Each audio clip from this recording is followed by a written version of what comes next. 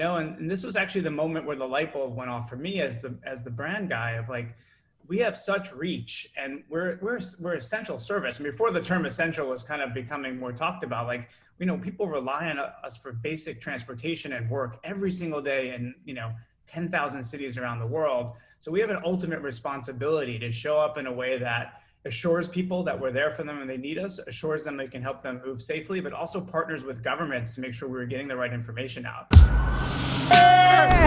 You got your perspective. I just want to be happy. Don't you want to be happy? We're super fired up to have you. Awesome. Nice to be here. And that's a hard act to follow. You're going to follow it though, brother. I have a lot of admiration for you. We haven't had too much interacting through our years, but I'm really excited to have you here. And I really do admire a lot of your work. Same. Thank you. Great to be here. Why don't we set the foundation for context? Just a little personal stuff. Share a bit about yourself. Sure. I think Andrea, who I've known for many years, I think summarized it well. I've had a pretty unconventional past. I often wonder, how did I get into marketing? What am I doing here? I've done lots of different things in my career, from wanting to be an aspiring actor as a kid to spending a long time actually in policy and government. I've worked at every level of government, city, state, and federal, including a stint in the Clinton administration. And also worked for Eliot Spitzer when I was the first CMO for the state of New York. Didn't know that the I Love New York brand was a state campaign and a state asset. As a kid who grew up in Brooklyn, that was actually the eye-opening thing when I sat down with the administration to hear, wow, the state owns the brand. Like, what can we do with that? It's pretty exciting. I went to the dark side. I've worked at McKinsey and in banking. And then, what's the biggest thing you learned from those kind of hardcore institutions? Oh, that you can do anything if you break a problem down into its pieces. I think the McKinsey training was actually some of the most painful years of my life, with some of the most incredible learnings. And there's sort of an arrogance, if you want to call it that, at McKinsey, of like, we can solve any problem, because if you apply the rigor and break things down to its pieces and then figure out how to tackle them, you actually could solve almost anything. Do you feel that it breaks down on the humanity side? Because that's always been my observation in looking at McKinsey, which I admire so much. The process is right, but so is the process of playing basketball perfectly. The problem is not everybody's LeBron James. Yeah. Well, I think the challenge you have, and like one of my learnings from having been both in the public and private sectors, is in some ways the private sector is a whole lot easier, because what you're optimizing for is pretty clear and measurable. Usually it's some sort of business result. Whereas in the public sector, they're just, there's so many stakeholders and confounding interests, and it's really not clear what success looks like or how you measure it. And I think that's what makes it more difficult. By the way, can somebody clip that for me? Because that just sums up my life. Everything I try to talk about that's what an entrepreneur's life that has always run family businesses, that the health of your well-being is based on the health of the business. Working with Fortune 5,000 companies, which is the antithesis of that, to the way that you just recapped it. But I have to say that training as well, being in government, is incredible for being in business, particularly in these days, because it's about managing stakeholders. Frankly, the bottom line is getting redefined, and the role of brands and businesses in the community and society and policy, I think, has evolved a ton. And it's, it's true, brands and businesses can play a strong role in positive change. So I think this whole conversation is actually coming around, which is why actually, now that I look back at my career, I'm like, I feel really fortunate to have done some really interesting things and have followed my heart, and glad I didn't take that linear path, because I've got a lot more interesting experiences to draw on for the work that I'm doing today, which is great. So yeah, so I spent a decade at Google, was really attracted to the leadership of the company and the mission and the power of Google. I joined when it was a whole lot smaller than it was today. It was 20,000 people. And it felt still like it had that startup energy and changed the world, and did some really interesting things. I was the first head of strategy. I was the founder of the brand studio. I was the first person to run marketing for hardware before we even had a hardware business. Cool. I had some really exciting adventures there. And then, I jumped ship to join Uber about 10 months ago, which feels like 10 years ago, having lived through the pandemic and living through the time what now. timing, right? But I have to say, wasn't a natural decision for me to join Uber. I'll say, when they called me, I said, I'm not sure you want me to lead marketing. I was one of the folks who joined to lead Uber in the heyday. But I really came to respect Dara and the fact that the company is not the company that it was. And it could be a really powerful force for good. And talk about bringing public and private interests together. Oh, Imagine the infrastructure that Uber has in place and Lyft and just the general infrastructure is extraordinary. And to your point, things evolve tremendously over time. Yeah, we have new leadership. I think we have the right leadership. I think it's a company that has learned many lessons from its past. Let's just say that.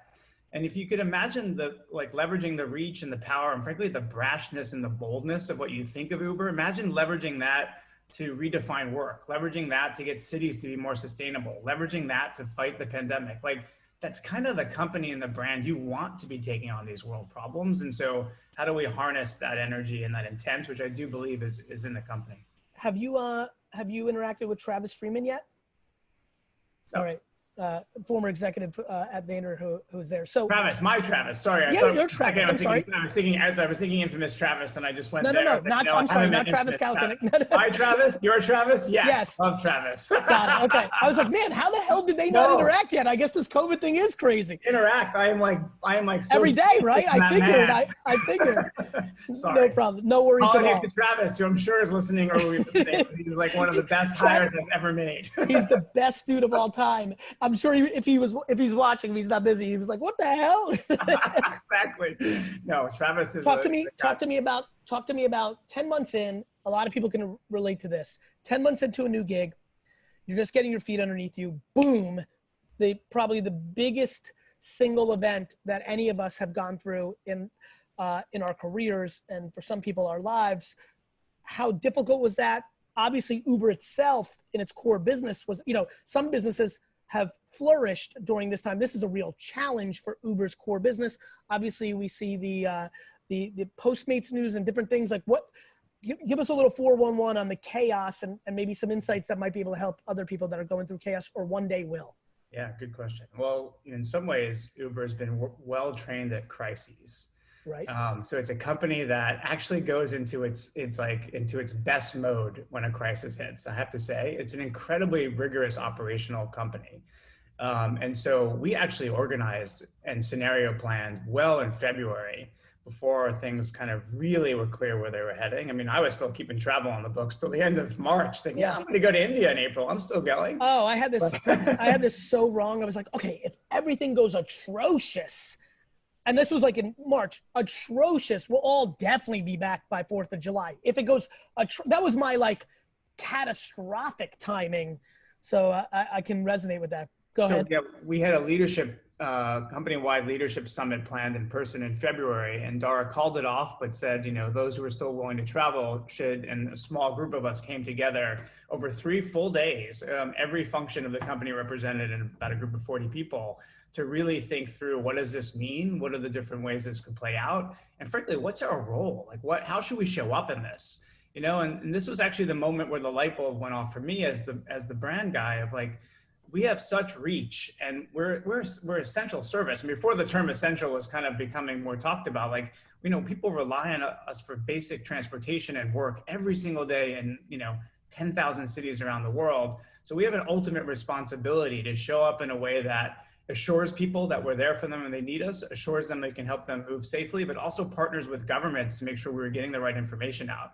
And in many ways we are, you could say, like, we're a basic service. And so I coined the term early that this is an opportunity for us and a need for us to show up like a citizen leader. We need to be a leader as a brand and as a company of our size, but we also need to be a citizen and really be part of the communities and cities that we're working in and the countries, and really figure out how to help address the virus. And so, some principles like, let's stay close to government authorities and make sure that we're communicating what the health authorities are communicating, make sure we're keeping the business open where we're essential, but also really, frankly, urging people not to ride if that's what's clearly going to stop the virus. And so it became a kind of a moment to articulate those values and to do what Dara has urged the company to do since he joined, is to do the right thing. And really not just think about the business, but think about the people in the community. Speaking of which, this is a good transition. Thank you for not riding with Uber. That very much caught my attention. Please explain that, and maybe you can connect those 2 dots. Sure, yeah. So taking everything I just said, I mean, we actually very early put a lot of health authority information into our app because, people were going to our app on a regular basis. And so communicating what the authorities were telling the cities and the countries that we're in terms of what's safe and how they should operate, how should they move. So we were very early to do that. In fact, we put some messaging pretty early in our app that said flatten the curve, only ride if you need to. So encouraging people to just think twice. And so then we came up with this idea to communicate that message more broadly, because it was obvious that what we needed to do to address the virus is just stop movement. And what better company and brand to tell people to stop move than the Movement brand, the company that's always stood for movement. So you might argue it could have been a career limiting move to have the first campaign I go to Dara to ask for is like, can we run an ad that says, don't ride our product? And we did, and he definitely paused. He's like, are you sure we really want to say that on television? But it was the right thing to say, and it felt like the responsible thing to do, and frankly had that kind of response that I think you had, which is it stopped people to realize actually it must be a really important message to come from Uber, because it's not in our interest to actually be saying that.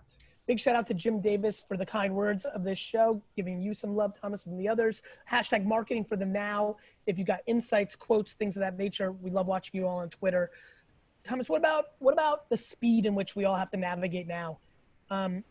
You come from a background that I think, especially in Google times, like speed was a variable. Hence to your point, even if it was 20,000, it was still a very fast company.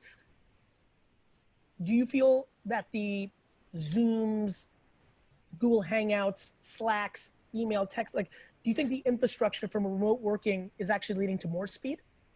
I do. I mean, I've been calling the work that we've been doing, and Travis and I talk about this, as real-time marketing. I mean, there's never been more real-time marketing than the last, 4 or so months. The spot that we just referred to, thank you riders, we created in 3 days. We're running a spot now, no mask, no ride. Also, I think a really important message. And so while we're open for business, we want people to realize a mask actually not just keeps you safe, it keeps everyone around you safe. And frankly, we need to keep our drivers safe. Yeah. And we created that spot in 3 days as well. So so for the first few months, we were doing focus groups 3 days a week, every week in every country, because we just needed to stay close to kind of how things were changing, how people were perceiving things. And we're still trying to keep our pulse on things, because this is evolving in ways that are just unprecedented. And so doing work, being responsive, we've pivoted. I mean, we were ready to run the no mask spot the week of the Black Lives Matter protests that occurred. And so we quickly pivoted and said, that's not the right message right now, and put that on the shelf. You don't know when we'll run that. And then we pivoted back as the debate has kind of raged up around masks. So I mean, we're looking out a few months, but I don't feel like I can look out more than 8 weeks without any real sense of what we should be doing. Tapping into your uncomfortable likability that you're possessing here on this interview. I'm just genuinely curious about you, the dude. Any behavior shifts from you that you're most intrigued by? New shows, new apps, buying something new direct to consumer that you never thought you would, and now you can never go back. Anything hit your radar if you're self-evaluating? I like that you're looking out to yonder, so you're thinking. Anything that really stands out to you about maybe a new consumer trend from you, maybe a new OTT platform, maybe the way you consume news? Anything stand out? It's so funny. If anything, my mind quickly goes to the human things that I'm doing and doing more regularly, like going to walk the dog in the park every morning, despite the stress of the day that's about to come. Has that been a wonderful addition to your life? Having dinner at the dinner table, not the kitchen counter, with my partner every day, with proper not tablecloths, proper, but just like a proper sit down settings. Yeah, not using our hands to eat more. Actually those moments have been the more memorable. My partner is shopping online more than I'd like, so we've got too much cardboard in the recycling. I keep complaining about that, so he's leaned into that behavior.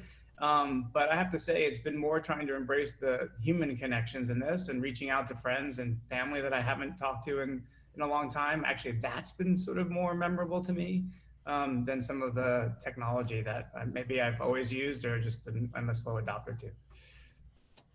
Well, the affirmation to your incredible likability has been confirmed on Twitter. I knew it. I was feeling it. And I will be texting Travis right now to make sure we get to chop up and spend some time together. I really appreciate you and your insights, and I wish you nothing but health. Thanks for having me. Good luck. Thanks. Bye. Hey, everybody on YouTube. First of all, thank you so much. So humbled for your time. I don't know where to watch, but time is the biggest asset. So thank you for watching that video. If if you got some value out of that, there's plenty more where that came from. Feel free to check it out.